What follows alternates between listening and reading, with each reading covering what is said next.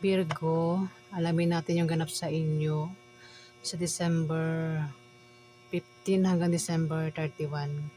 Kung hindi man ito tumama sa inyo, Virgo, maaaring ito ay tumama sa mga kapwa mo, Virgo, o maaaring tumama ito sa mga kakilala mo. Umpisa na po natin. Ganap tayo sa December 15 hanggang December 31. Ganap tayo, Virgo, sa December 15 hanggang 31.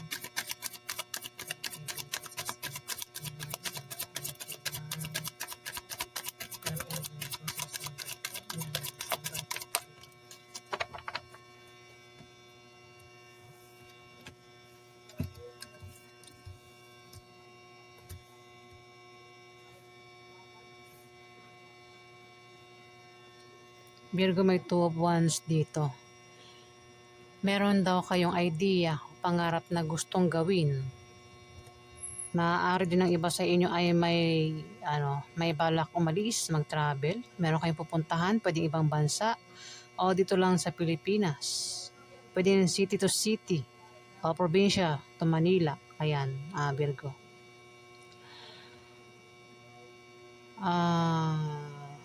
Ace of Swords. Determinado ka na gawin kung ano man yung gusto mong gawin o plano mong gawin dito, Virgo. At may malakas na pwersa na panig sa iyo ang lahat. Kumbaga may mga tao nakasuporta sa iyo dito. Kung iba sa inyo, Virgo, ay may pangarap na gustong makuha, kaya ang iba sa inyo ay magta-travel. Ayan, determinado kayo na makuha yun. Balak niyong pumunta ng ibang bansa. Ayan, kumbaga kung hadlangan man kayo, hindi kayo magpapapigil dito, Virgo, kasi gusto nyo yan eh. Gusto nyo makuha yung kung ano man yung pangarap nyo, gusto nyo mangyari sa buhay nyo, Virgo, at may mga nakasuporta sa inyo dito.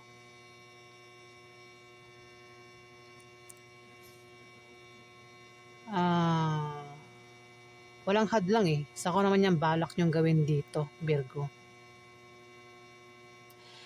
At isa kang emperor, isa kang klase ng tao, ma-impluwensya at makapangyarihan tao. Pero kung hindi ka yan, meron kang kasakasabot na emperor dito. At maaaring siya ay makapangyarihan at ma-impluwensyang tao. Ang taong ito, ayan o, kasi puno yan, di ba? Nakita mo yung puno, may ulo, may mukha ng tao. So, ibig sabihin, ang puno na ito ay isang tao. Matatag ito. Kahit hanginin ito ng malakas na hangin, nakatayo pa rin ito. Pwedeng ikaw rin ito, Virgo. Kung di man ikaw ito, may kilala kang ganito. Emperor, isang Capricorn, Virgo, Taurus, ang zodiac sign. Ikaw nga ito, malamang. Kung hindi man ikaw ito, Virgo, kasi pwedeng kapwa mo, Virgo, pwede rin naman ito ay Capricorn o Taurus. Ugat eh. Tinubuan ng ugat. Nang dahil sa puno na ito, nagkaroon ng ugat.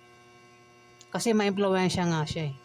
Marami siyang na-impluwensyahan o maaaring sa December 15 hanggang December 31, marami siyang tao ang ma-impluwensyahan dito. O ikaw yan, Virgo.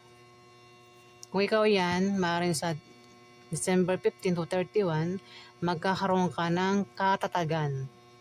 Gaya ng isang puno.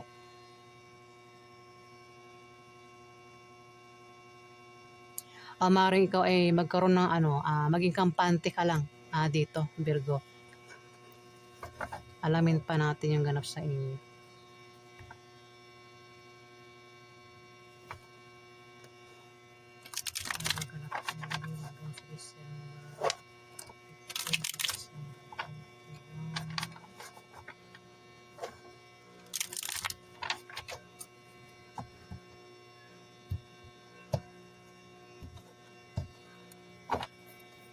Napagalang kayo sa December 15 naman sa napagalang kayo sa December 15 naman sa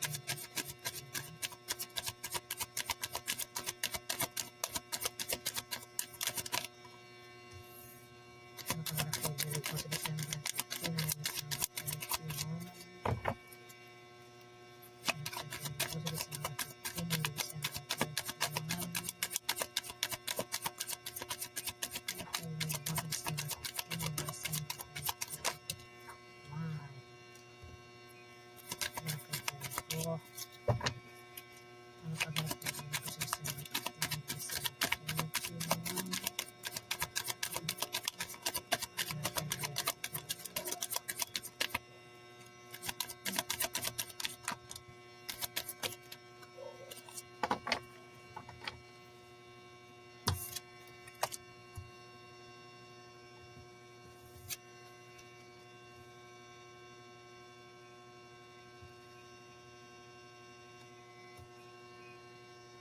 May two of swords dito. Maaaring ikaw ay nakaalis na sa kahirapan pinagdaanan mo, Virgo. Kaya naman dito, meron kang babalansihin. Maaaring balansin mo na ang bagay-bagay o kung naman yung babalansihin mo. Pwedeng balansin mo ang kaperahan mo, lakas mo, ang sitwasyon mo, ang pag-ibig. Ayan, meron kang babalansihin daw. Ikaw lang nakakaalam. Yung nga lang, may hindi ka inaasahan na maaaring manloko sa'yo dito, Virgo. Kaya ingat ka sa manloloko. At may fire sign dito. Isang Aries din, Sagittarius. Pwede rin naman na siya ang tinutukoy ng Two of Swords. Maaaring siya ay nakaalis na sa kahirapan pinagdaanan niya. Kaya meron siyang babalansihin. Ayan, maaaring balansihin niya na kung ano man dapat niyang balansihin. Yung nga lang, may manloloko dito. Ayan, kaya pinag-iingat ang taong ito sa manloloko. Pwede ikaw yan, Virgo. Kung di man ikaw, isang fire sign.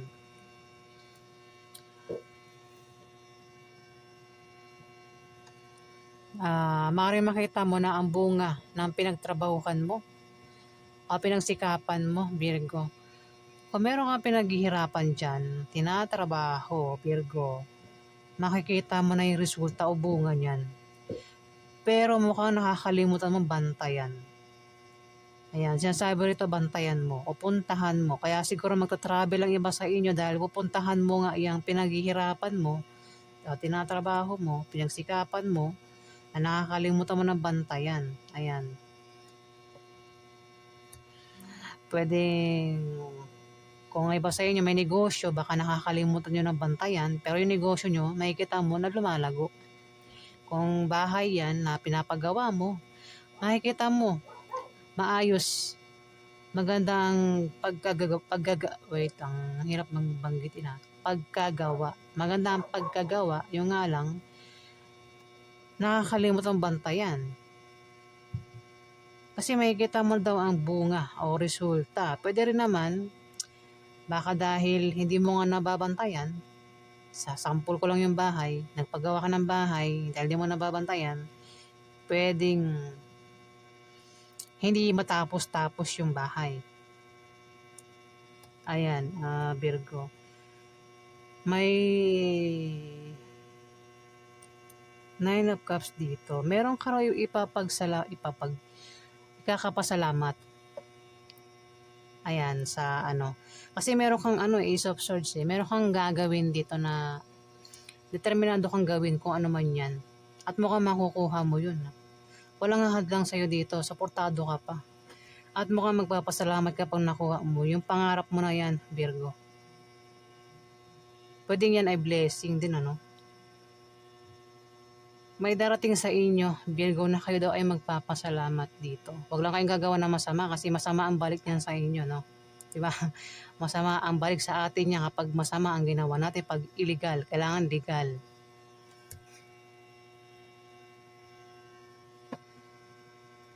Pwedeng iba sa inyo ay makatanggap ng blessing o kung ano pa yan na ikakapasalamat nyo. Pwedeng pera, no? Ayan, kayo nga daw ay magpapasalamat dito. Alamin pa natin yung ganap sa inyo. Napaganap tayo dito sa December.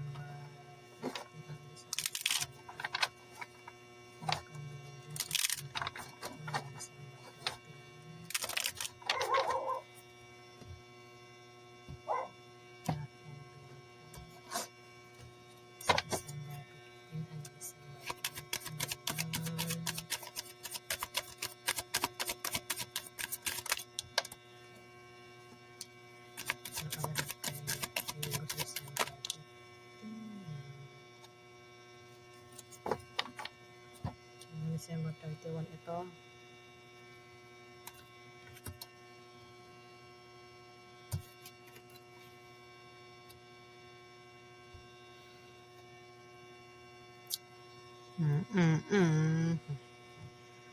Maaari magkaroon ng kasal.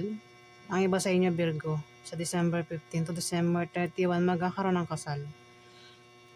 Magkakaroon ng kasiyahan. Pwedeng yung kasiyahan ay magkaroon ng kasal, birthday, debo, binyag, o kung ano pa yan ng kasiyahan daw, pwedeng inuman. At magiging masaya ka dito, Virgo.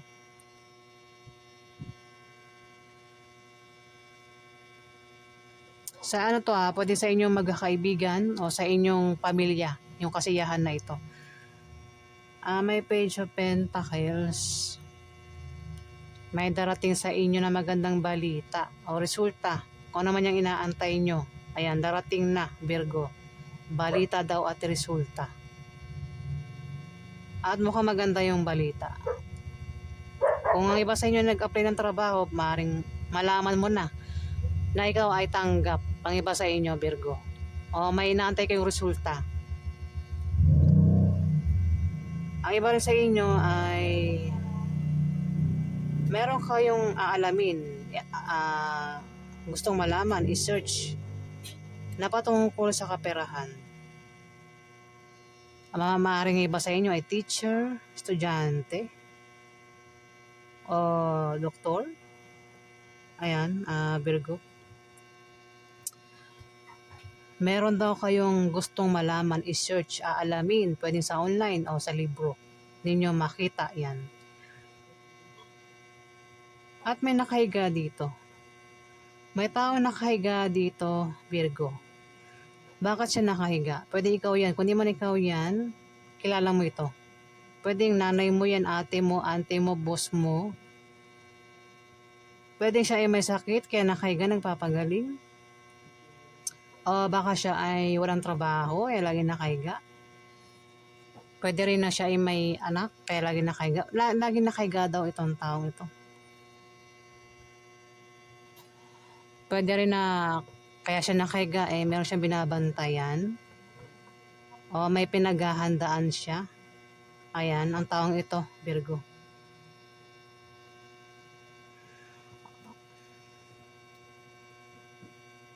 Two of Swords, kung may sakit siya, o ang taong ito, kasi naman itong may sakit kung may sakit kung merong may sakit. Kasi Two of Swords, pero pwedeng makaalis na siya dyan sa sakit niya, no? O kung ano man itong pinagdaraanan niya ang problema. Ayan, nakahiga siya, tas parang may problema siya. At mukhang makakaalis na siya sa pinaproblema niya. Ayan, Virgo. Kung sino man yan. Bahala na kayo makaresonate sa mga sinasabi ko Kung hindi man ikaw ang tinutukoy, maring sa ibang Virgo ito tumama o sa mga kakilala mo tumama ito.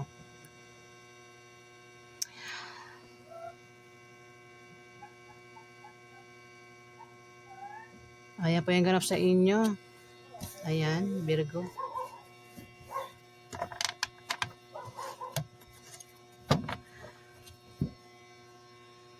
Maraming salamat po sa nag-like at nag-subscribe.